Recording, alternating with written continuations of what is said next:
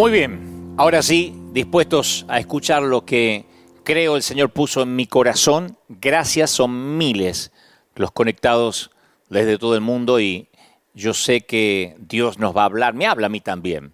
Como dice mi querido pastor Juan Carlos Ortiz, uno aprende más cuando enseña que cuando escucha, así que yo voy aprendiendo mucho, Dios me habla también mucho, no crean que simplemente soy un mensajero, un transmisor, yo también recibo. Hace muchos años, cuando yo era más jovencito, adolescente, trabajé por algunos pocos meses en la carpintería de mi papá y un día tenía que cortar 200 listones, 200 varillas de madera. Y papá me da una instrucción, me dice, corta el primero y luego úsalo como medida para los demás. Algo sencillo, no tenía que anotarlo en ninguna parte. Corta el primero y entonces ya tienes la medida para hacer los 200 listones igual, que tenía que cortarlos en la sierra eléctrica. Pero pensé que era indistinto el detalle de que mida siempre con el primer listón. Así que yo iba cortando y después iba al baño, volvía del baño, agarraba cualquier listón y con ese mismo medía y seguía haciendo el resto hasta completar los 200. Así que durante todo el día yo tomaba cualquier listón como medida porque yo pensaba, al cabo, todos los listones son iguales. Lo que no me daba cuenta es que con cada nuevo corte, la pieza de 10 centímetros se agrandaba por el grosor de la marca del lápiz. Y cuando terminé, casi los últimos 50 y tantos, eran diferentes a los primeros 140 y tantos. Y mi padre me dijo, eso te pasa porque no mediste con el primero que cortaste.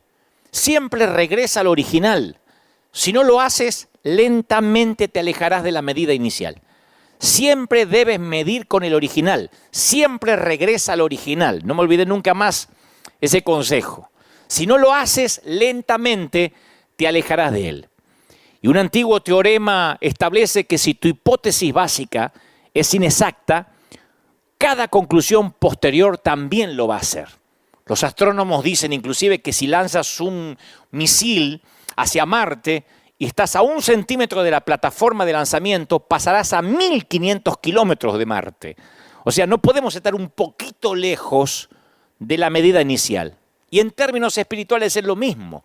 No podemos estar un poquito lejos en lo que respecta a Jesús, porque aún un poquito lejos puede ser peligroso. La historia nos muestra muchas personas religiosas que comenzaron con buenas intenciones.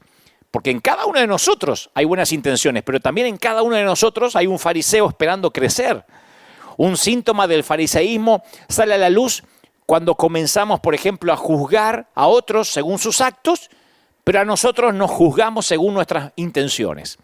Los demás por los actos, ¿no es cierto? Pero a nosotros por las motivaciones. Si el otro hizo algo, decimos, se equivocó. Si yo lo hago, bueno, es que no lo quise hacer.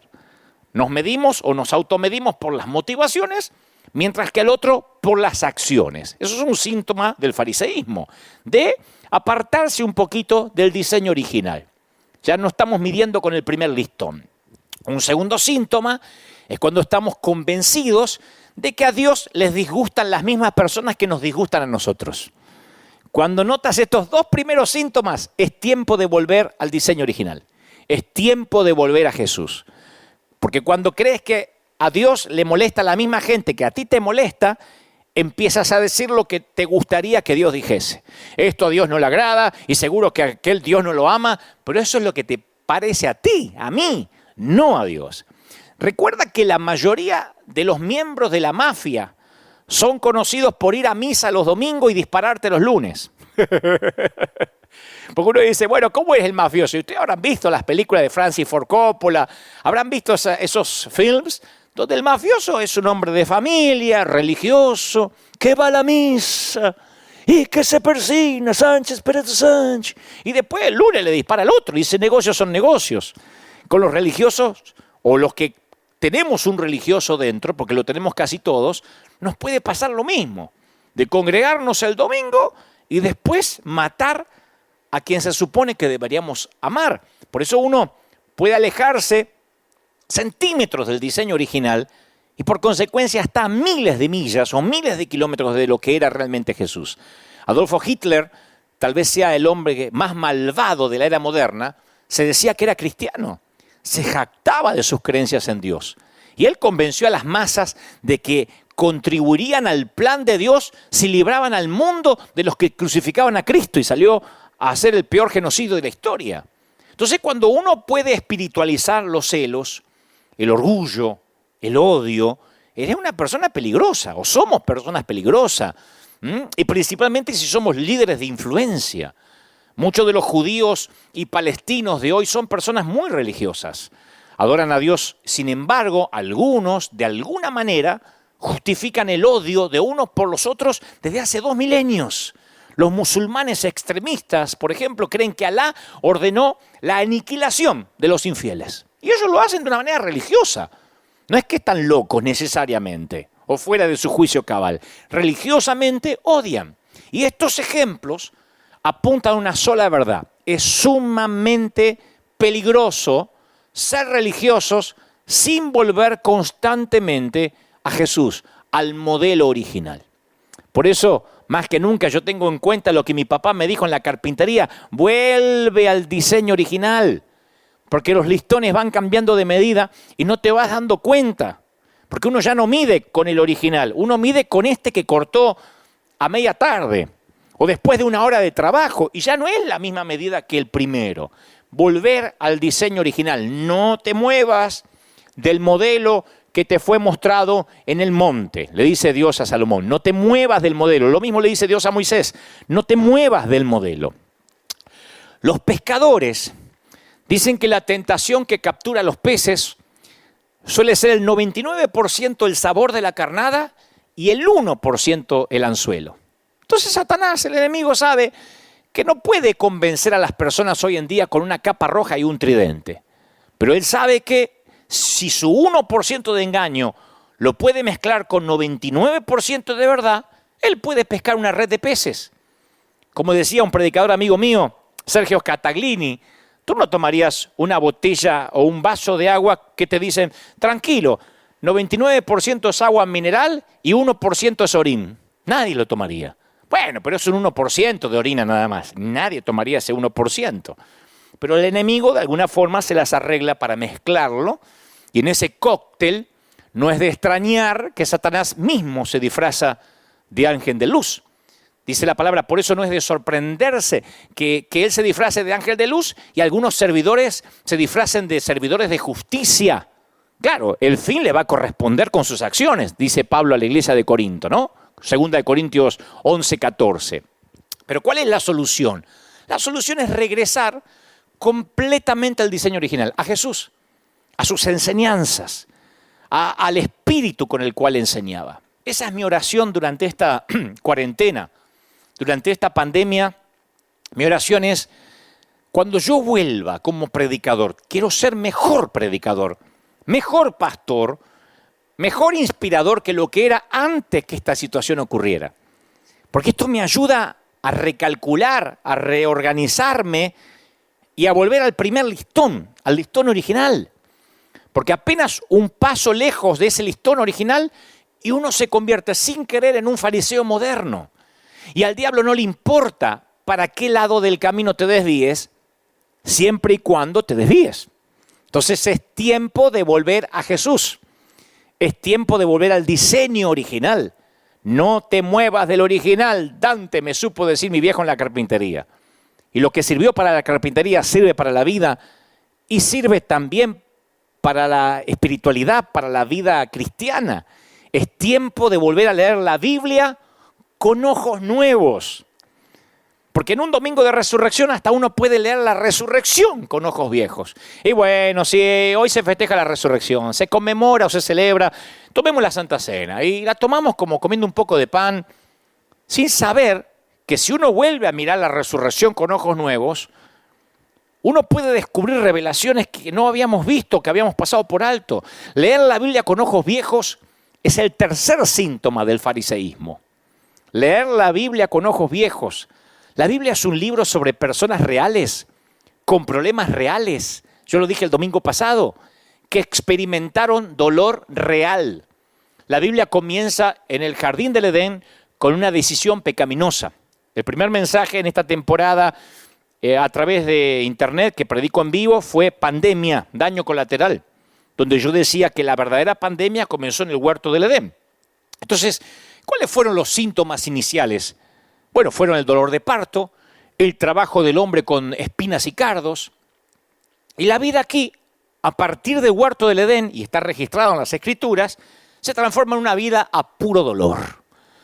Vive lo suficiente en este mundo y sabrás lo que es vivir a puro dolor, como la mítica canción. La buena noticia es que el cielo es una zona libre de dolor. Allí es completamente free de dolor, no hay dolor. Pero entre aquí y allá, el dolor está garantizado. Y cuando no hay dolor, las heridas siguen estando abiertas. El dolor es parte de un proceso de curación. Es un antiséptico emocional que limpia la herida. Oigo predicar a veces a muchos colegas, y creo que yo lo he hecho en alguna ocasión, y uno se pregunta al escuchar ciertos sermones, ¿qué Biblia leen? Porque hay historias que parece que están llenas de declaraciones de perfección, llenas de victoria, llenas de empoderamiento. Por eso hay tanta gente, como dijo el domingo pasado, que no le suena lo que predicamos a realidad. Porque las historias de la Biblia, la mayoría son historias de fracasos, de violencia, de sexo descontrolado, de borracheras, de asesinatos. Acá está lleno de cosas que no queremos mencionar porque pensamos que si las contamos, estamos aprobando esas circunstancias, estamos validando las historias. Y yo no estoy desvalorizando la Biblia o validando el pecado de esta gente. Yo estoy acreditando lo que aquí dice, porque si nosotros vemos las historias desde Génesis hasta Apocalipsis, sin toda la higiene que le hacemos, nos damos cuenta lo reales que son y lo parecidos que son estos tipos y estas mujeres a nosotros. Estas historias están acá porque son mi historia y son tu historia. Todos hemos sido como Noé, andando en algún momento desnudos por ahí. Si no lo hiciste físicamente, lo hiciste desnudo emocionalmente o espiritualmente. Esas historias están ahí porque todos hemos sido David, al querer aprovecharnos de algún poder que tenemos sobre alguien. Todos hemos sido Betsabé, nos han tomado y nos han abusado haciéndonos perder lo que más amamos. Todos hemos sido como Esther, utilizadas. Hemos sido abusados y se han aprovechado de nosotros. Por eso esas historias están acá. Muchos ya estamos cansados de oír la Biblia como desinfectada de todo aquello que no nos parece o que no podemos explicar mucho. Y como digo siempre, a los predicadores no nos corresponde qué predicar y qué no predicar de acá. Porque predicar una parte de la verdad es tan grave como no predicar nada. Y no nos corresponde a nosotros censurar lo que no nos suena muy espiritual o muy higiénico. La Biblia es la Biblia.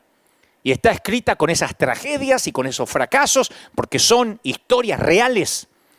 Las historias de vida esterilizadas solo caben en libros religiosos, inventados para controlar la moral, el comportamiento de las personas. El cristianismo no es así.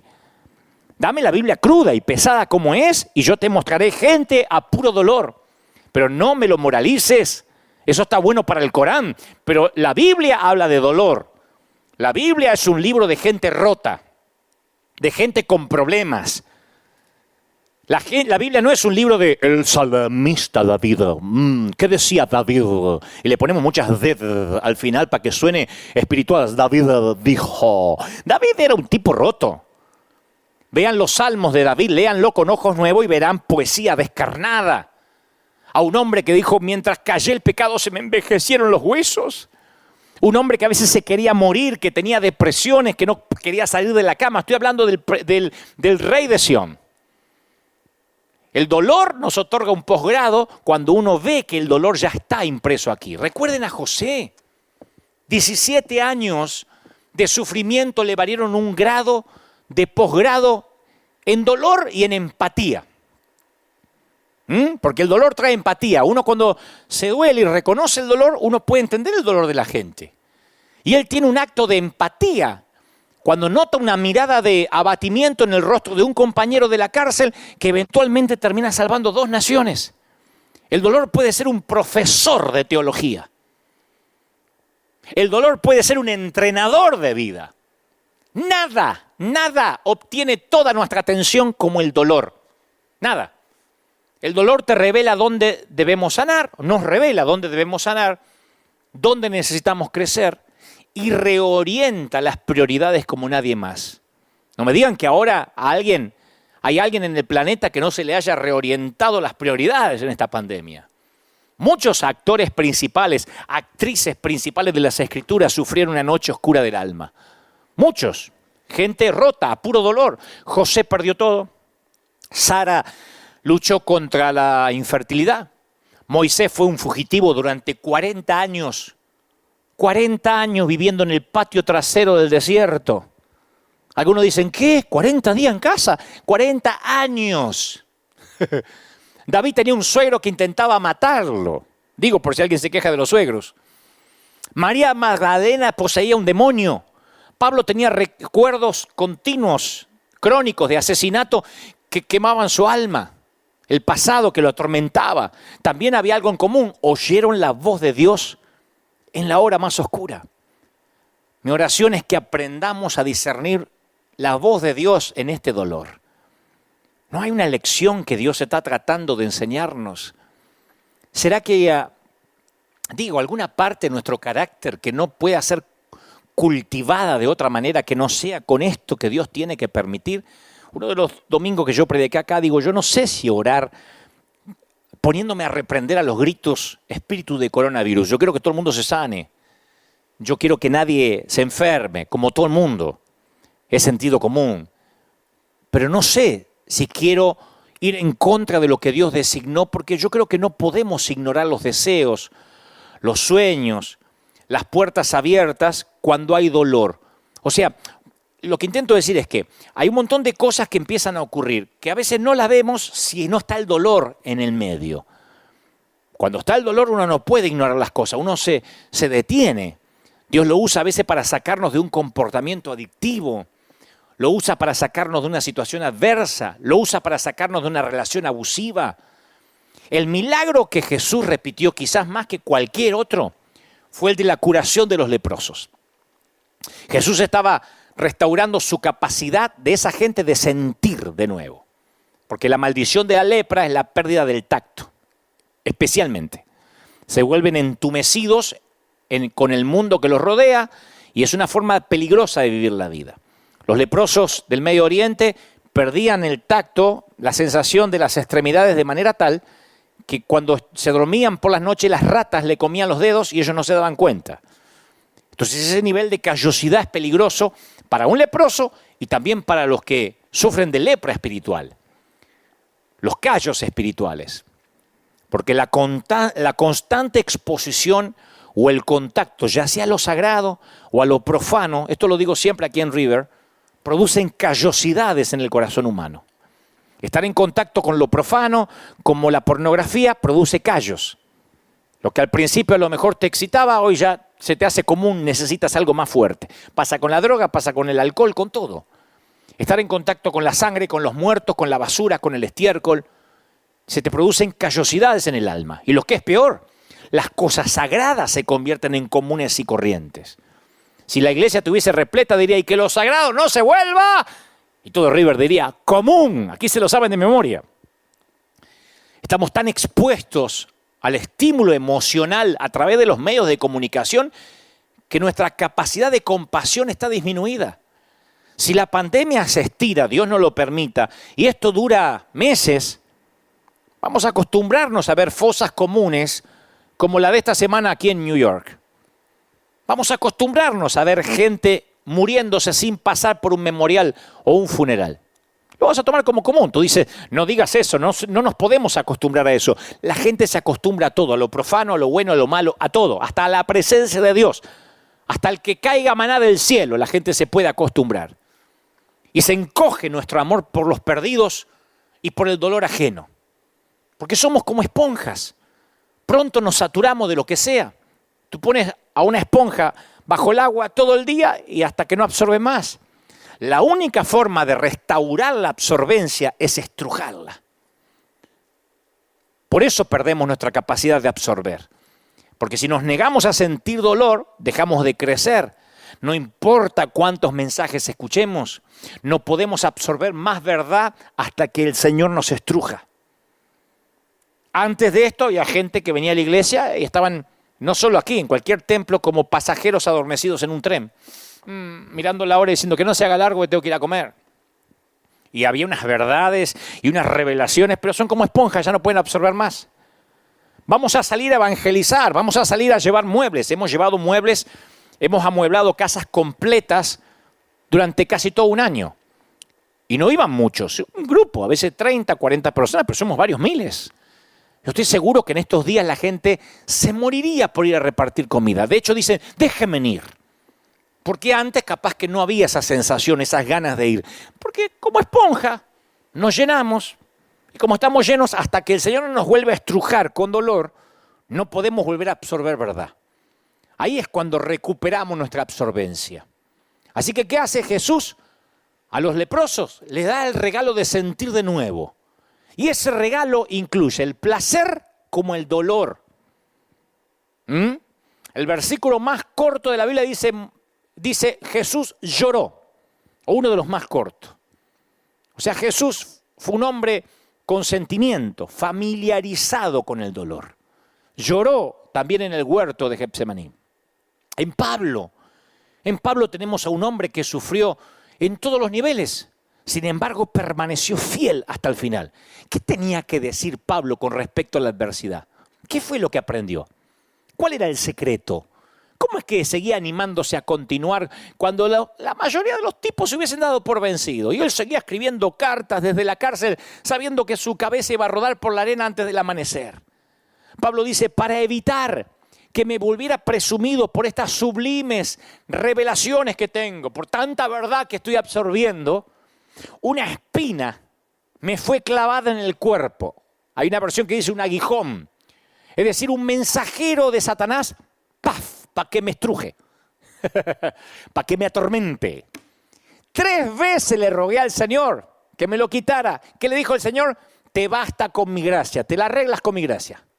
Mi poder se perfecciona ¿en qué? En tu debilidad. Así que me voy a gozar, dice Pablo. Gustosamente, voy a hacer alarde de que soy débil. ¿Quién hace alarde de las debilidades hoy en día? ¿Cuántos predicadores conocemos haciendo alarde de las debilidades? Hacemos algunos alardes de algunas debilidades. La mayoría no. Es como cuando le preguntas a un empleado o a alguien que quieres contratar, dígame algún defecto. Soy adicto al trabajo. Soy muy perfeccionista. Disfrazamos las debilidades de cualidad. Pero Pablo dijo, yo me voy a gloriar en mis debilidades de verdad. Me regocijo en debilidades, en insultos, en privaciones, en persecuciones, en dificultades. Porque cuando soy débil, soy fuerte. 2 Corintios 12:7. De todos los conflictos y abusos que sufrió Pablo, su espina clavada en el cuerpo fue lo que más le molestó. Algunos dicen que era un defecto en la vista. Lo sacan en conclusión porque en un momento dice, miren con cuán grandes letras os escribo. Después terminan diciendo, no, está diciendo que está remarcando eso, como quien remarcaría hoy en computadora en negrita, ¿no es cierto?, en una tipografía. Otros dicen, no, se ve que su aguijón era el pasado que lo perseguía. Yo quiero pensar y prefiero pensar que era alguna clase de debilidad. Y como se utiliza de manera figurada, habla de un aguijón, yo creo que se refiere a cualquier cosa que puede ser un tormento constante que te causa dolor. El dolor puede ser porque tienes un callo. Ustedes saben lo que es caminar con un callo o con una uña encarnada. Yo digo siempre que la uña encarnada se refleja en la cara, ¿no?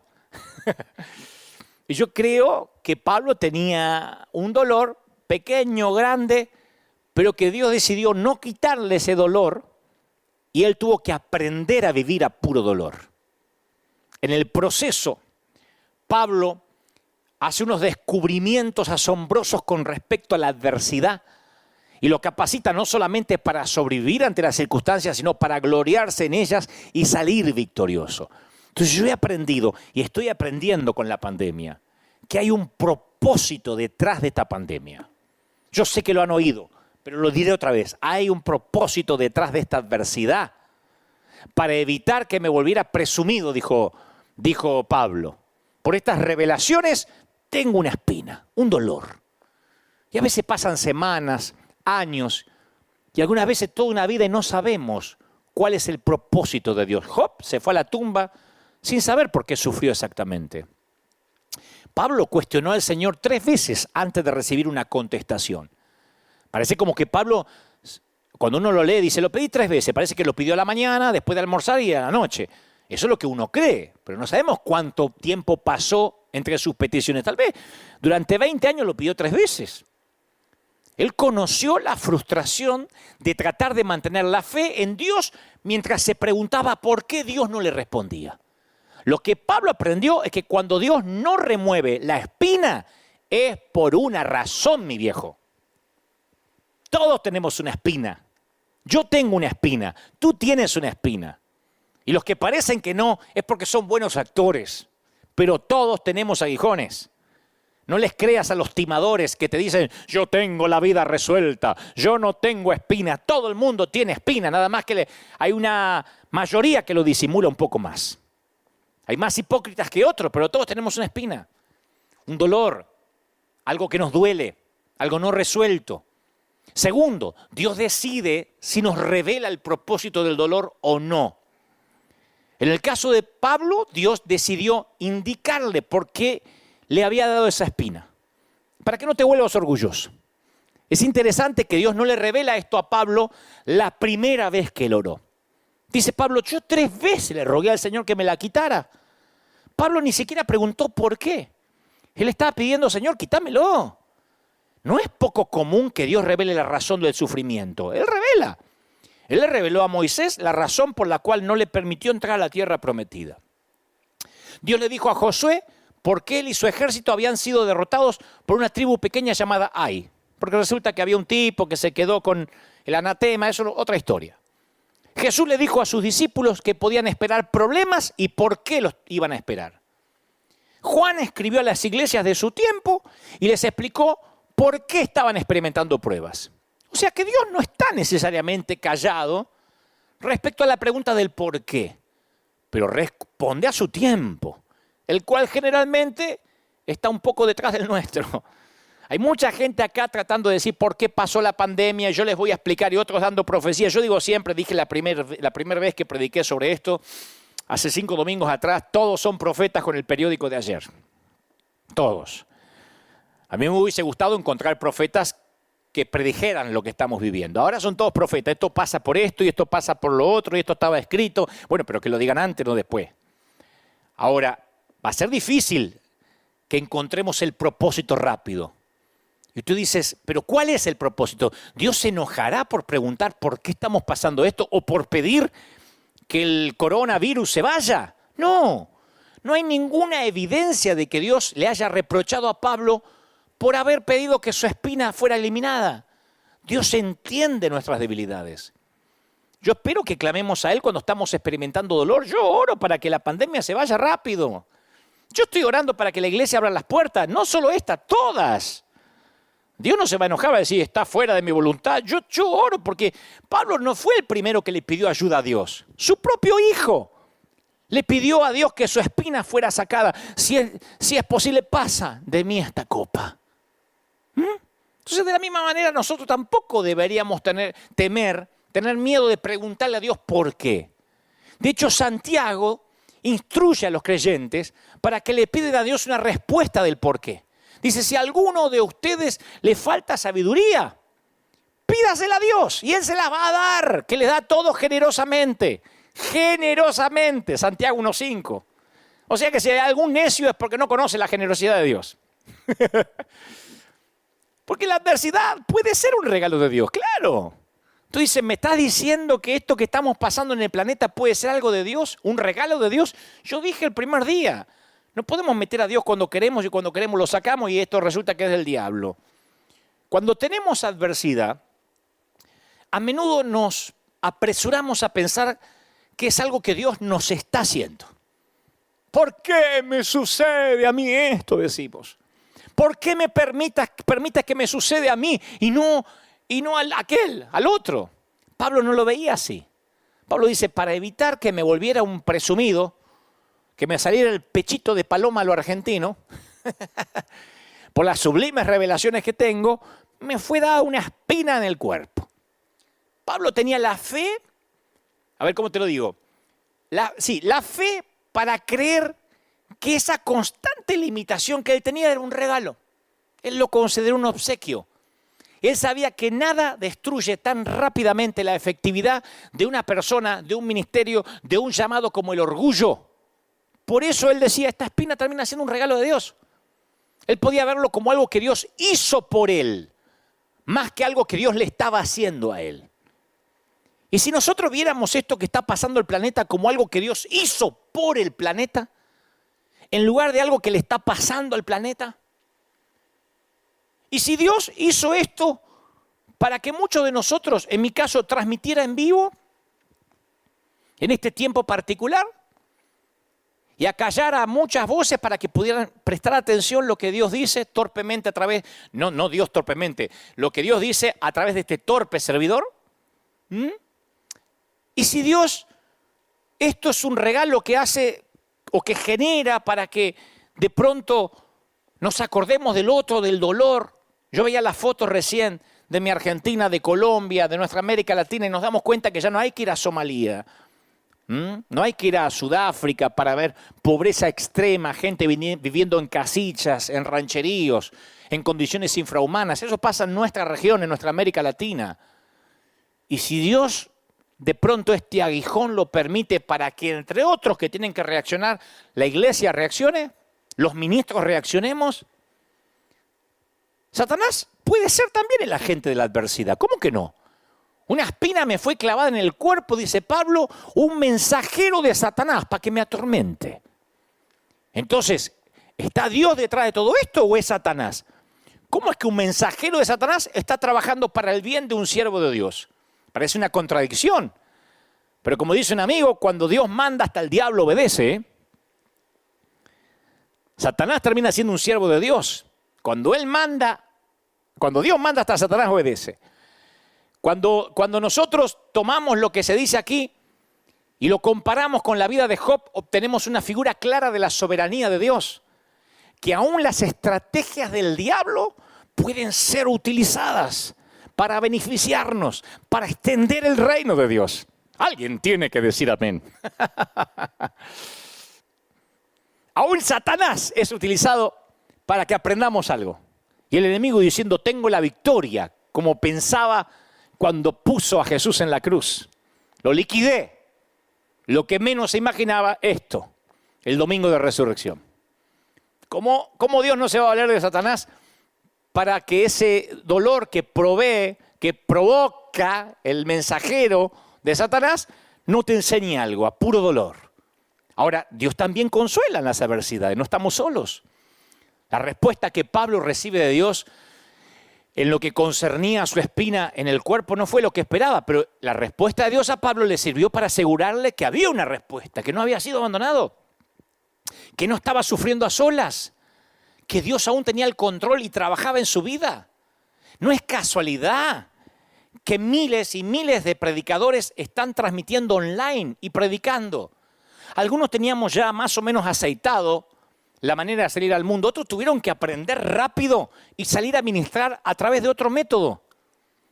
Entonces, ¿significa que Dios está en silencio? No, no es la respuesta que queremos, nos quisiéramos congregar, pero tenemos una respuesta.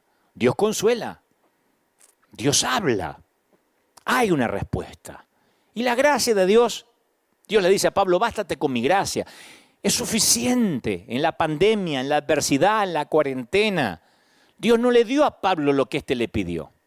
A mí tampoco. Yo le pedí, Señor, que esté cerrada la iglesia una semana nomás. Y Dios dijo, no, bástate con mi gracia. Lo que el apóstol recibe fue mejor a largo plazo. Él le dijo, bástate de mi gracia, mi poder se va a perfeccionar en tu debilidad. Entonces Pablo dice, bueno, entonces me voy a gozar en mis debilidades para que permanezca en mí el poder de Cristo. No solo para que pase el poder, ¡fum!, como que me agarra una corriente eléctrica, para que permanezca. Esto no suena como la expresión de un hombre que dice, bueno, me resigno a la espina. No, yo lo veo como un tipo que se halla gozándose en las dificultades. Y si la gracia de Dios fue suficiente para un hombre que dejó la familia, el hogar, los amigos, para plantar iglesias en lugares hostiles, que naufragó, que estuvo en prisión, que fue apedreado y hasta lo dieron por muerto, yo tengo que confiar que su gracia también es más que suficiente para ayudarme en cualquier cosa que enfrente, tú y yo, incluso esta pandemia. Ahora, ¿es probable que Dios no quiera eliminar la adversidad rápido o que no la quiera eliminar? Este es el principio más difícil de aceptar. No solo en el contexto de nuestras vidas, sino también en las vidas de aquellos a quienes amamos. ¿Cuántas veces vimos sufriendo a alguien y pensamos, Señor, ¿por qué no haces algo?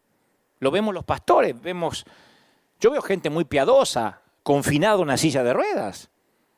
Y al ver que alguno empieza a caminar y no caminaba y ver otro que sigue confinado, yo digo, Señor, ¿por qué? Hasta que de pronto entiendo de que uno no puede apartarse del listón original. Que a veces el evangelio lo vamos transformando en un evangelio a nuestra imagen y semejanza sin darnos cuenta. Voy otra vez con ojos nuevos a la Biblia y digo, estamos bajo maldición, el mundo, estos cuerpos se están muriendo. Y se están muriendo junto a los otros. Lo que tenemos que resolver es la vida eterna. Jesús le dijo a los discípulos, yo les he dicho estas cosas para que tengan paz. Pero ojo, van a enfrentar aflicciones, Anímense, yo he vencido al mundo. Juan 16:33. Tengan paz, pero se va a poner fea la cosa.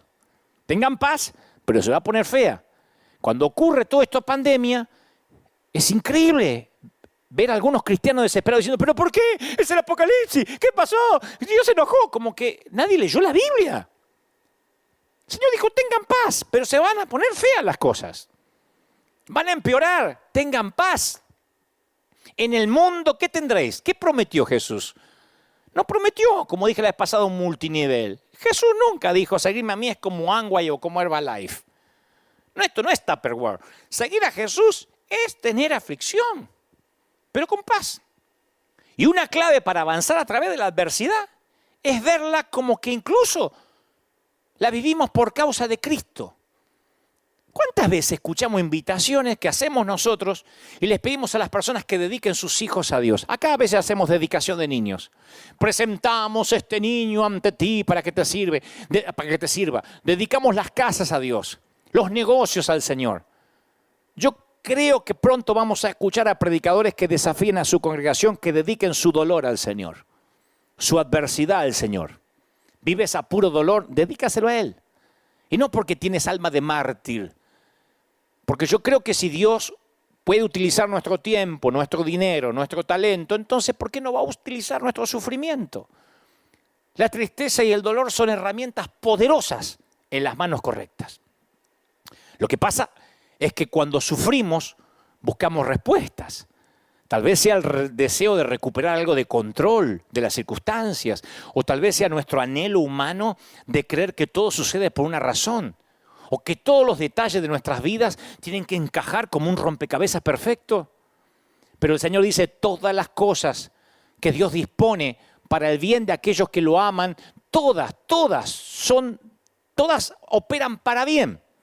Todas las cosas se las dispone y operan para bien. Esto es a los que han sido llamados de acuerdo a su propósito. Pablo se lo dice a los romanos. Aun cuando nos aferramos a las promesas de esta verdad divina, examinamos nuestro mundo natural en busca de respuestas que solo pueden tener respuestas sobrenaturales. Pero de alguna manera creemos que si podemos entender la motivación de nuestro dolor, entonces vamos a contenerlo, a reducirlo, a eliminarlo en el mejor de los casos. Y sin embargo, rara vez obtenemos la comprensión o el entendimiento del por qué. Por mi propia experiencia y en mi caminar con otros durante sus pérdidas más dolorosas, yo he aprendido que durante el duelo no hay que buscar respuestas. Aquí en la iglesia viene mucha gente que durante la semana se le murió el esposo, el hijo. Una señora que yo abracé aquí a mi izquierda, una dama que se congrega con nosotros, perdió a su chiquito. Ella iba conduciendo, chocó, su chiquito iba atrás y su chiquito falleció en el acto. Creo que tenía 8 o 9 años. Lo que yo he aprendido en la transición del dolor, que ella en este momento apenas le sucede esto o está transitando el duelo, no necesita palabras, sermones, consejos. Lo que necesita, ella necesita toda su energía para sobrevivir la turbulencia de la pérdida. Y ahora hay que salir adelante. Y lo que necesita es no comprender, ahora no necesita comprender, necesita un abrazo, contención, empatía. Después vendrá la comprensión. Como dice Mamerto Menapace, un querido fray o padre de un querido cura de Argentina, él dice, la transición más larga son los 40 centímetros, desde la cabeza hasta el corazón. De saberlo a sentirlo. Del conocimiento hasta que se nos hace raíz y carne. Son 40 centímetros, la transición más larga. Entonces, cuando uno está en duelo, uno no tiene que apresurarse por querer entender. Y en esta Semana Santa, Jueves Santo, Viernes Santo, yo meditaba mucho acerca del dolor de María, por ejemplo, la Madre de Jesús, cuando levantó los ojos al pie de la cruz y vio clavado en vigas de madera rústica a su hijo junto a dos criminales. Porque uno dice, otra vez, María, vio a su hijo, era una mamá. Era María, pero no le pongamos una asepsia, una higiene como que ella no tenía dolor porque era una santa. Este era su hijo que estaban crucificando. ¿A quién crees que vio ella? ¿Al León de Judá? ¿Al Mesías? ¿Al Salvador del mundo? Qué bueno, hijo, porque con esto perdona los pecados del mundo. No, ella vio al bebé que había nacido en un establo, al que había envuelto en pañales. Ella habrá visto al chiquito que jugó en el patio de Nazaret riendo y cantando. Tal vez vio al hombre que tenía sudor y aserrín en la carpintería y ella le llevaba una limonada mientras que él fabricaba una silla o una mesa. O tal vez vio eso todo junto. Pero María sabía que nunca iba a ser la misma porque habían crucificado a su hijo. Y ella lo había criado para que fuera un buen chico, un buen hombre, un hombre conforme al corazón de Dios. Y eso lo había matado. Eso fue lo que lo mató. Eso es dolor. A lo largo de la historia de la humanidad hemos luchado contra el porqué de nuestras pérdidas. Y en las páginas de la Biblia vemos esta pregunta planteada una y otra vez. Como dije al principio, toda la Biblia se trata de gente rota. Responder al porqué de los aguijones, de las espinas, es crucial. Es crucial para los golpes aplastantes de la vida. Queremos decir, ¿por qué me pasa? ¿Por qué pasa esto? Hay un montón de gente, ahora teólogos, escatólogos, tratando de ver por qué pasa lo que está pasando en el mundo. Y yo te voy a decir una cosa. Lo dije hace algunos meses aquí en nuestra congregación. Hay una diferencia entre la poda y el castigo. Entre podar una planta o castigar una planta. La diferencia está en la intención. Hay que analizar por qué se sufre. Porque ambos sentimientos se ven y se sienten casi iguales. Para María lo que vio en el Gólgota fue a dos hombres crucificados junto a su hijo, gritando, sangrando y clamando. Y a pesar de que esos dos hombres que estaban al lado de su hijo, esos tres en total, había una diferencia crucial. Dos estaban siendo castigados, uno estaba siendo podado. Dos estaban siendo castigados, uno estaba siendo podado. Dios no nos poda para matarnos, sino para sanarnos. Esa es la diferencia de experimentar la hoja de un cuchillo en un ataque y la hoja de un bisturí en una sala de operaciones. Alguna vez en esa misma carpintería yo me corté los dedos, el índice y el anular, luego me lo volvieron a injertar. Son mis manos defectuosas que casi nunca quiero mostrar. Y cuando soporté la cirugía de mis dedos, mi médico me dijo que iba a tener dolor en la recuperación y que iba a ser intenso el dolor. Y a medida que se cicatrizaban los dedos me iba a doler más. Porque el cuerpo responde de la misma manera que si yo hubiese sido atacado en un atraco. Aun cuando el mejor cirujano tenga que cortar delicadamente la carne para salvar la vida. La intención produce un resultado diferente. Si sufres una herida porque alguien te asalta y te quiere apuñalar y no lo tratas, tu cuerpo se infecta, se deteriora y mueres. Por otro lado, cuando el cirujano hace una reparación, el dolor de tu cuerpo también conduce a una curación y reparación. Lo diferente en la intención es que uno es para curar, uno es para podar y el otro para castigar, o porque te está pasando algo grave. Lo diferente en la intención no anula las similitudes en el dolor. Lo diré otra vez. La diferencia en la intención no anula el mismo dolor que siente uno y el otro. ¿Sí? El dolor es el mismo, pero cambia la dirección de tu enfoque. Esta diferencia de intención se refleja en la forma que percibimos este dolor, a puro dolor. Podemos reconocer que las semillas de grandeza están siendo enterradas para echar raíces, para producir fruto. O podemos pensar que estamos siendo enterrados vivos, asfixiados por lo que nos dice CNN y las noticias. Tantos muertos, fosas comunes, tantos muertos allá, porque vieron que nos dan la cantidad de muertos por día como si fuera el fixture de un campeonato. Perdonen el ejemplo sórdido, pero así de pronto vemos a la mañana, se murieron más en Italia, en Estados Unidos van más. Uy, ¿cuántos en Argentina? Mirá los de Perú. Uy, Ecuador está tremendo. Y uno se anestesia, le agarran hasta callos. Y podemos llegar a pensar, bueno, estamos siendo enterrados, asfixiados, Dios está aplastando el mundo. Pero ser plantado y enterrado puede parecer similar, no lo es. La intención lleva resultados diferentes.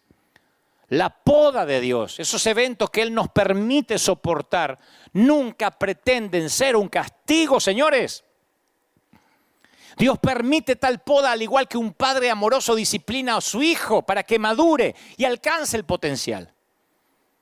Hijo, no menosprecie la disciplina del Señor. Ni te ofendas cuando Él te reprenda, porque el Señor disciplina al que ama. Corrige. La mayoría de los padres tratamos de enseñar a nuestros hijos así. Los padres vemos un panorama más amplio y el resultado deseado. Si nosotros, torpes padres, con nuestras habilidades defectuosas, podemos ser buenos padres, podemos ver lo que los hijos no ven, ¿cuánto más nuestro Padre Celestial? ¿Quién de ustedes, si su hijo le pide pan, le dará una piedra? O si le pide un pescado, le va a dar una serpiente. Si ustedes son malos, siendo malos, saben dar cosas buenas a los hijos, ¿cuánto más mi Padre que está en los cielos les va a dar cosas buenas a los que le pidan? ¿No es maravilloso eso? Uno cree que le tiene que enseñar a Dios cómo dar, cómo bendecir. Por eso esas oraciones que son falacias, Señor, las almas se pierden, como diciendo, yo tengo más carga que tú, Dios, Y mi oración va a ser que al fin y al cabo logre que ese corazón inmisericorde mire a los que se pierden. A veces pensamos que nosotros tenemos que convencer a Dios, que envió a su Hijo unigénito para que nadie se pierda, que traiga las almas a la iglesia. ¿Cuántos pastores hemos dicho, vamos a ayunar y orar para que la gente se salve? ¿De verdad creemos que Dios no está interesado en que la gente se salve?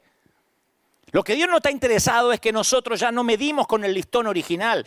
Dios no está interesado en que nosotros sigamos cortando listones que ya no se parecen al libro original. Ese es el problema. ¿Por qué yo, decimos? ¿Por qué nosotros? ¿Por qué me toca a mí? Porque yo me acuerdo de una de las noches solitarias del alma, hace muchos años. Estaba pasando un fracaso, varias cosas, y me permití preguntarle a Dios, Señor, ¿por qué yo? Y Él me respondió con unas palabras muy singulares que hasta el día de hoy me acuerdo. Ya se la imaginan, ¿no? ¿Y por qué no vos? ¿Por qué no vos? Yo dije, Señor, ¿por qué yo? ¿Y por qué no? Amablemente el Señor me recordó que a veces viene la poda. Y la poda siempre ocurre después de la cosecha y antes de una nueva cosecha. Él corta de mí toda rama que no produce fruto y poda las ramas que sí dan fruto para que vengan más. Juan 15:2. Él poda las ramas que sí dan fruto. Fíjense por qué hay que leer la Biblia con ojos nuevos. Porque cuando pasan estas cosas decimos, no, es que Dios está enojado. Y Él se hartó. El otro día escuchaba a alguien que decía, Dios está harto de todo esto, porque como se está legalizando el aborto, Dios mandó esto. No es necesariamente así. Yo no estoy diciendo que esté a favor del aborto. Lo que trato de decir es que no es porque en el Senado pasó tal cosa y ahora Dios manda el meteorito. No, o el coronavirus.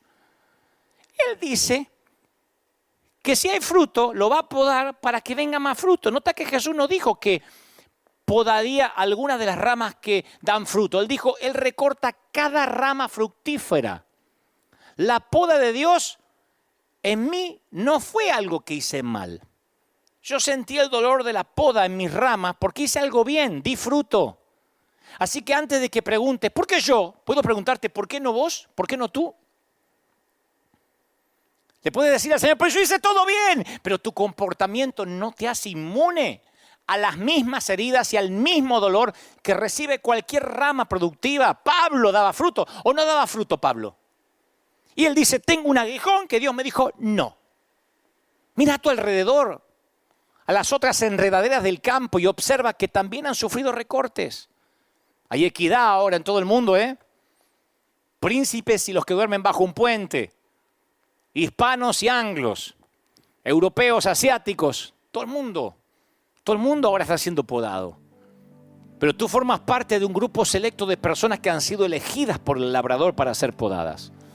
Porque has hecho algo que otras ramas no han podido, has cumplido tu propósito, diste fruto. Y así es como crecen los seres vivos, ya sea que se traten de vegetales o de visión. Y uno dice, bueno, pero si Dios me ama, ¿por qué sigo perdiendo todo lo valioso? Perdí el trabajo. ¿Cuánta gente hay despedida en estas últimas semanas? Otros dicen, voy a perder la renta, perdí todo lo que tenía. ¿De verdad lo que perdiste crees que es valioso? El maestro no le ha dado valor a lo que nosotros le dábamos valor. Mientras que nosotros anhelamos lo que se nos ha tomado, lo que se nos ha quitado, el maestro está contento con lo que nos queda. Esa es la poda. El milagro no está en lo que perdimos, está en lo que quedó. Si estás a punto de comer o hoy comiste algo, paquete de arroz que te llegó, es todo lo que necesitas hoy. Si te quedan 2 pescados y 5 panes, es todo lo que necesitas. Nosotros pensamos en River Church que necesitamos mucho dinero para esto. Y Dios dijo, ¿qué tienen? Unos pececillos y unos panes. Era todo lo que necesitábamos en esta poda para que empiece un efecto multiplicador y terminamos ayudando hasta Europa. Yo no lo hubiese soñado ni en 1.000.000 de años. Y al igual que la viuda puede que te quede el último recipiente de aceite, pero el Señor te ha creado más capacidad para que puedas aumentar lo que te queda. Por eso el Señor quiere que comiences a mirar lo que te queda ahora y deje de lamentarte por lo que se perdió. Perdimos la libertad de salir, de caminar, de viajar, de tomarnos un avión, la libertad de salir a la calle. Hoy en algunos países sales a la calle y te meten preso. Perdimos la libertad de comprar papel higiénico, lo que querramos.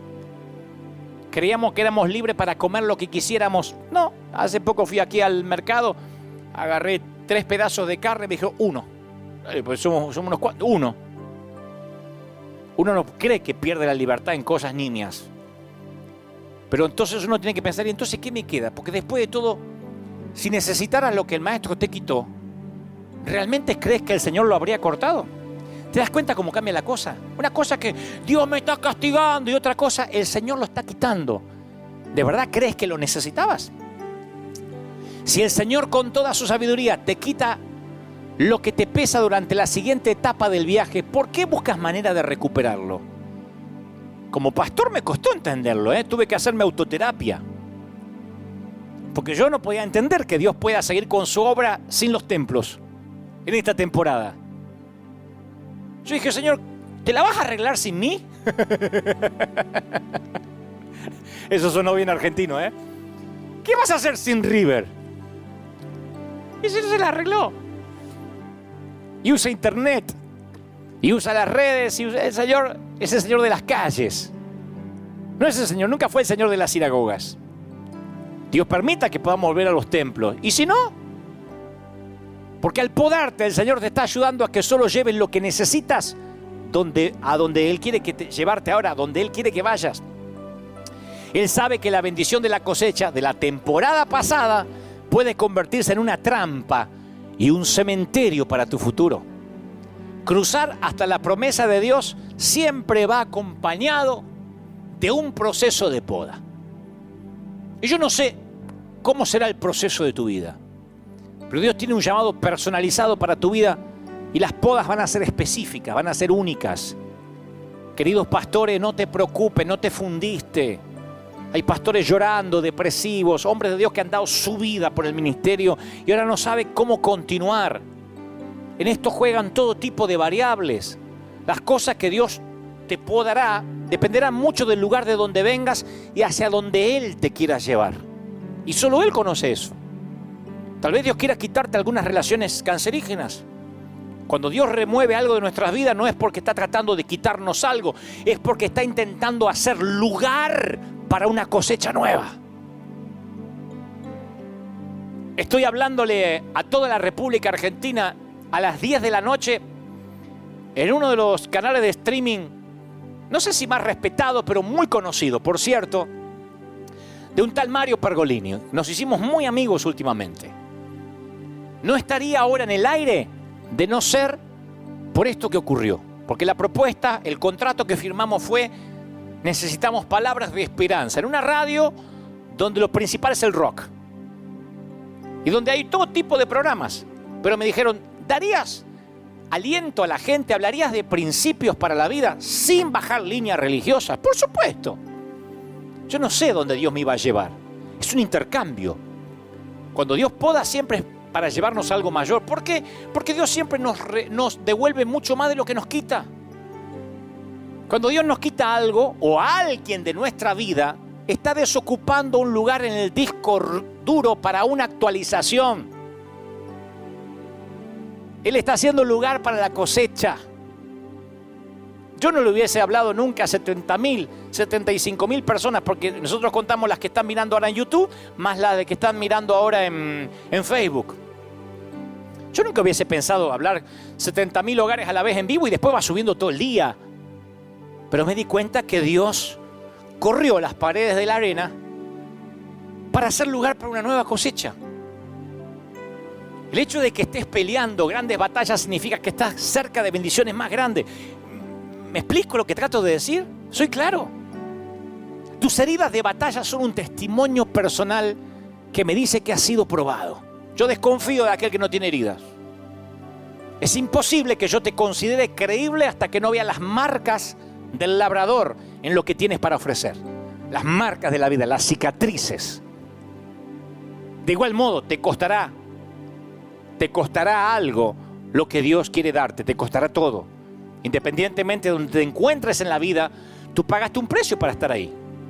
Esto parece sencillo, pero se sorprenderían el número de personas que nunca consideran lo que les costó llegar a ser ellos mismos.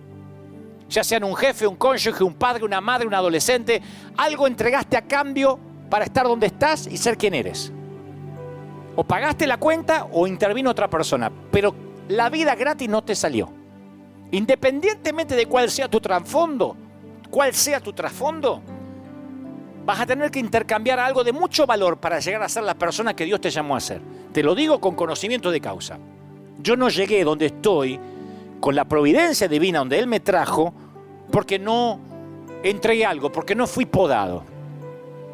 ¿Qué estás dispuesto a negociar a cambio de tu futuro? Nadie se matricula repentinamente de grandeza. Se desarrolla durante un periodo de tiempo en el cual Dios te poda para que llegues a ser la persona que Él ha diseñado. Y esas podas a veces vienen con un aguijón que no se va. Como una semilla, la grandeza vive en tu interior, pero debe ser cultivada a medida que Él te dirige por las diversas temporadas de cosecha. Y Él dice, mundo, planeta, a hacer lugar para la nueva cosecha. Porque viene, señores, viene una gran cosecha.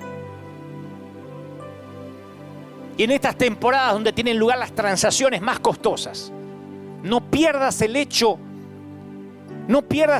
de que Dios ha prometido que seríamos podados, habrá pérdida.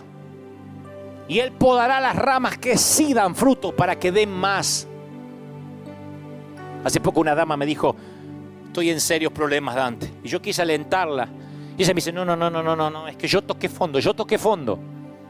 Le dije, ¿qué había? Me dice, ¿dónde? En el fondo. ¿Cómo que había? Claro, si tocaste fondo, querida, ¿qué había? Dice que tocaste fondo, ¿qué había ahí? ¿Qué encontraste en el fondo? Jesús pronunció una parábola, voy a terminar con esto. Por tanto, todo el que me oye estas palabras y las pone en prácticas como un hombre que construyó su casa en la roca. Vinieron lluvias, crecieron ríos, soplaron vientos, vinieron pandemias y ordenaron cuarentena. Y aquel que edificó sobre la arena se le derrumbó todo. No tenía sentido su vida. Pero ¿qué pasó con el que edificó sobre la roca? Si pasa lo peor, ¿qué hay debajo de la casa? Roca. Solo las personas que hemos tocado fondo tenemos el derecho de informarnos con veracidad que Dios está en el fondo. Su voz está allí. No me digan que ahora no sienten a Dios. En este fondo más profundo y tenebroso se encuentra un Dios fiel, señores. No saben cuánta gente tibia ahora encontró que debe volver a Cristo. El hecho de edificar tu vida sobre esta roca no te hace inmune a las tempestades, a la muerte, a las pandemias, a los despidos, ni a la gripe. Tampoco hace que tu corazón se vuelva a prueba de sentimientos y no sientas la punzada de una pérdida, de un aguijón, de una vergüenza, de un fracaso, de un rechazo. Yo mismo no soy capaz de medir la profundidad del dolor que debe ser perder un hijo. Cuando una mamá, un papá de acá pierde un hijo, yo solo lo abrazo y digo, Señor, ni siquiera quiero imaginar lo que debe ser un dolor así. No lo quiero conocer. De hecho, es el dolor que no tiene nombre. Pierdes un cónyuge, te dicen viudo. Pierdes un papá, te dicen huérfano. Pierdes un hijo y es tanto el dolor que Dios prefirió no darle nombre. Y si esa gente no tuviera roca en ese fondo, no saldría de la cama nunca más. Es que en el fondo tiene que haber roca sólida. Y esta pandemia va a mostrar la legitimidad de los ministros. Y se van a dar cuenta que algunos que consideraban payasos eran legítimos. Y algunos que consideraban grandes empoderadores eran unos timadores. La legitimidad se ve si hay roca abajo. ¿Qué hay en el fondo? ¿Qué hay en tu fondo? Está bueno para preguntarse. 4 semanas llevamos de pandemia, 5. Nunca pensamos pasar domingo de resurrección así. Permíteme preguntarte, ¿qué hay en tu fondo? Porque si edificaste tu vida sobre Cristo, toca fondo, y aunque pierdas el aliento, sigues respirando. Sigues de pie en medio de la pandemia, en medio de la cuarentena, en medio de la tormenta. Aunque tengas que separar el arroz de hoy para que te quede para mañana. Quizá pasaste por un divorcio, perdiste tu bebé o terminaste dándote por vencido en una lucha con los acreedores. Pero en el momento más atroz, no me digas que no saliste adelante. No estarías oyéndome ahora. Cuando regresabas del fondo, nadaste hasta la superficie con un nuevo don. Haber visto a Dios en el fondo, ese es tu don. Y eso es mayor que el dolor más agudo que el enemigo haya traído a tu vida. ¿Saben cuál es mi don? Pueden creerlo o no, porque algunos me conocen de ahora o desde hace poquitos años. Mi don es que yo estuve en el fondo y en mi fondo hay roca. En mi fondo hay roca. Estoy parado sobre un buen par de pies sobre roca. Por eso me importa un cuerno lo que digan de mí. Porque yo estuve en el fondo, no me lo contaron. Yo no me asomé, yo fui. Estuve asustado muchas veces y pensaba, ¿y si sucede lo peor? ¿Cómo lo voy a superar? Pero Dios me ayudó a superarlo. Y cuando me escuché diciendo esas palabras, entendí que algo cambiaba en mi interior. El temor ya no asfixiaba mi esperanza. Me aferré a un fundamento que es más fuerte. A puro dolor, pero a puro dolor se forjan aquellos que sabemos de qué estamos hechos, de qué madera venimos, de dónde venimos y hacia dónde vamos. Pensar en el fondo tiene sus secretos. La clave está en cuando pensemos en el fondo, no quedarnos mucho tiempo ahí. Es como estar en el fondo de una piscina. Uno puede sostener la respiración un tiempo y después tiene que subir. Yo quiero que pienses en el fondo, no te quedes mucho. Identifica si hay roca. Respira hondo y respira la promesa. Y respira hondo y respira la promesa.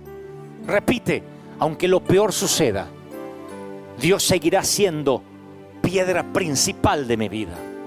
Me protegerá, mantendrá en alto mi cabeza, me devolverá la alegría, me dará la paz que sobrepasa todo entendimiento, volverá a poner en orden mi vida, me abrirá los ojos a nuevas oportunidades, traerá espacio para una nueva cosecha. Ustedes lo verán con River. No creerán la cosecha que tenemos aquí y lo que yo voy a cosechar personalmente. Algunos dicen, pero qué ambicioso, ¿haces esto por cosecha? No, Dios lo hace por cosecha. Él hizo espacio en mi vida para lo que viene. Me hará más sabio, más fuerte. Me sostendrá, repite conmigo, Él dará aliento, me cubrirá, enviará a sus ángeles a consolarme. Los logros me hacen grande, pero el dolor que supere me hará enorme. Dios me ayudará a superar esto, pase lo que pase. Dios está en el fondo.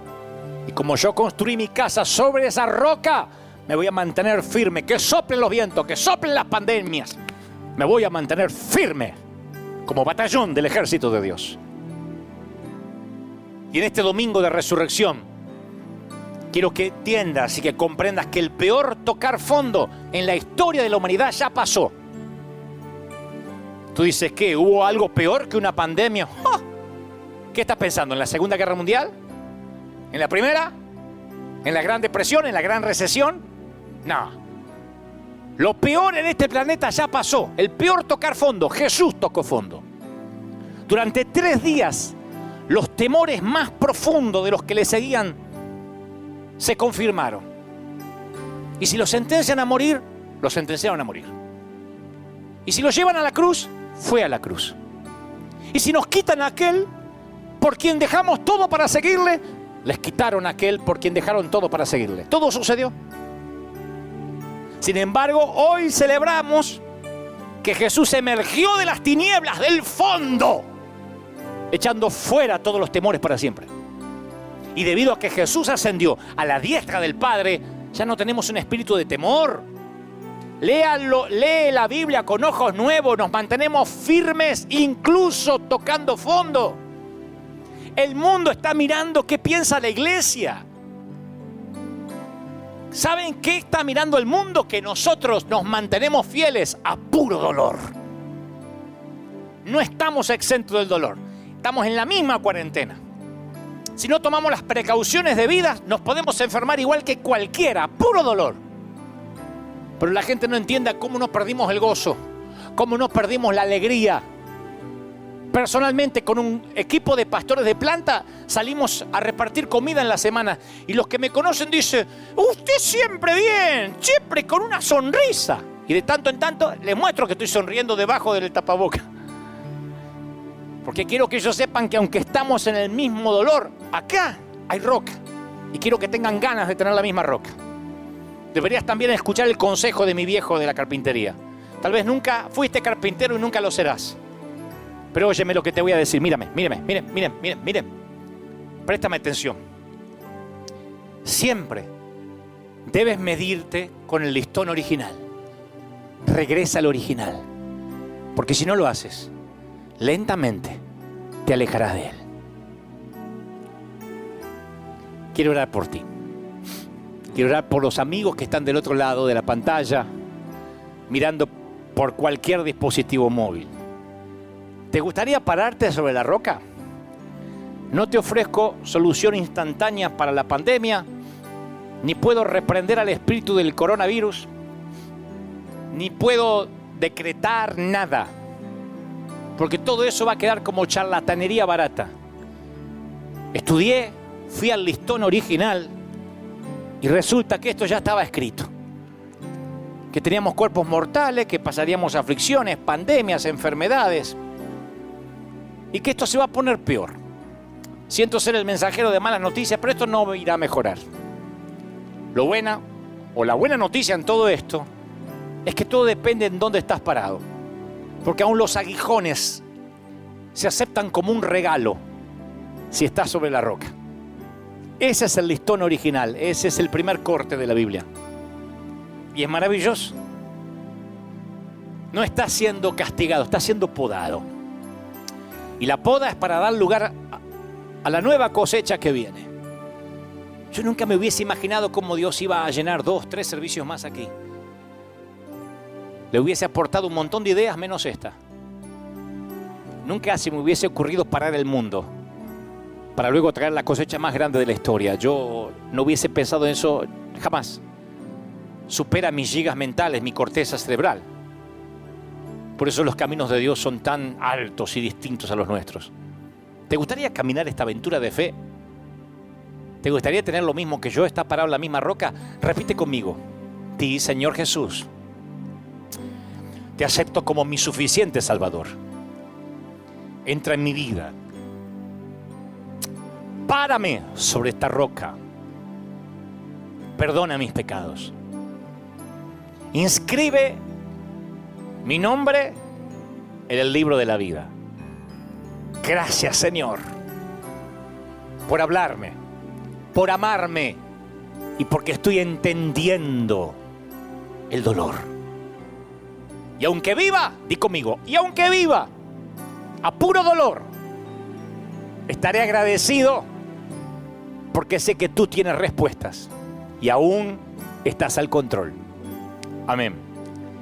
Oro por todos ahora. Padre, gracias por la familia, por los papis, por las abuelas, por los hijos. Gracias por todos los que miran del otro lado los 5 continentes, el norte, sur, este y el oeste, las 4 esquinas del mundo. Reciban ahora un viento de otra parte, una unción poderosa, lo mismo que estoy sintiendo aquí. Yo he sentido lo mismo que si esto estuviera repleto de gente, se los aseguro. Y he sentido esta gloria y esta unción todo el tiempo mientras transmití esto que considero Dios ha puesto en mi corazón. Llegue ahora a los hogares. Imparte una bendición única, fuerte, sobre niños, jóvenes, ancianos y adultos. Padre, que la mayor unción, la mayor gloria que tengas para un ser humano aquí en la tierra sea derramado sobre todos. Oro por River, oro por la iglesia local, oro por nuestra amada congregación. Sopla, Dios, sobre ellos. Bendícelos, cúbrelos. Yo declaro a River, nuestra congregación, como un arca en medio del diluvio. Y la palabra dice que ningún animal, ningún familiar, nadie que subió con Noé al arca bajó enfermo. Así que cubre a mis oficiales. Protege hasta el último de los seres vivos que están en este arca. Porque siempre después del diluvio hay un nuevo pacto. Así que protección divina asignada sobre todos los de River. Y todo el mundo, todos los que miran desde otras partes del planeta, del mundo, yo declaro una unción poderosa, fresca, genuina, única, cuando ya casi han pasado varios minutos desde haber comenzado y la gloria fue increciendo, momento a momento, minuto a minuto. Yo creo que eso crece ahora, Dios. Doble unción del Espíritu, fresca unción del Espíritu, impartiendo, dando ánimo. ¡Aleluya! Amén y amén. Batallón del ejército de Dios, escogidos del Padre ungido de Jehová. Por si no te endulzaron los oídos esta mañana, te los acabo de endulzar. Ha sido un placer. Gracias por haber estado ahí, gracias por haberme hecho compañía otra vez. Y que esta palabra quede grabada en nuestros corazones. Hagan viral este mensaje. Y si pueden, a todos los que no conocen a Cristo y a lo mejor no tienen la paciencia para oír un mensaje de hora y tanto, recomienden el espacio que está en vorterix.com, que es un espacio de streaming, es un canal secular completamente, pero todos los días a las 10 de la noche, y para no dar diferencias horarias, lo pueden ver colgado en nuestras páginas, que siempre está la reflexión ahí. Hágalo en viral para que todo el mundo pueda ver esos mensajes, que siempre al cabo son principios bíblicos. Nada más que no los llenamos de versículos y de lenguaje cristianés. Porque siempre hay alguno que dice, pero ¿dónde está Jesús? Y no abrió la palabra. Pero a mí me encanta que los que no conocen a Dios se llenen de principios bíblicos. Y lo demás es orgánico. Hacemos un buen equipo con el Espíritu Santo. Nunca subestimé lo que Él hace en el corazón de la gente. Así que yo solamente les hablo al intelecto y Él se ocupa de llegar donde yo no puedo ir. Dios te bendiga. Gracias. Esto es todo, señores. Nos vemos aquí el próximo domingo, si esto no cambia. Capaz, Dios mediante, con gente, como digo siempre. Y si no, aquí, en el horario habitual de las 11 de la mañana de la costa oeste de los Estados Unidos. Dios te bendiga, Dios te guarde, haga resplandecer su rostro sobre ti. Y nos vemos aquí pronto, rejuvenecidos, con nueva fuerza, podados y haciendo lugar para la gran cosecha que se viene. Chao, gente maravillosa.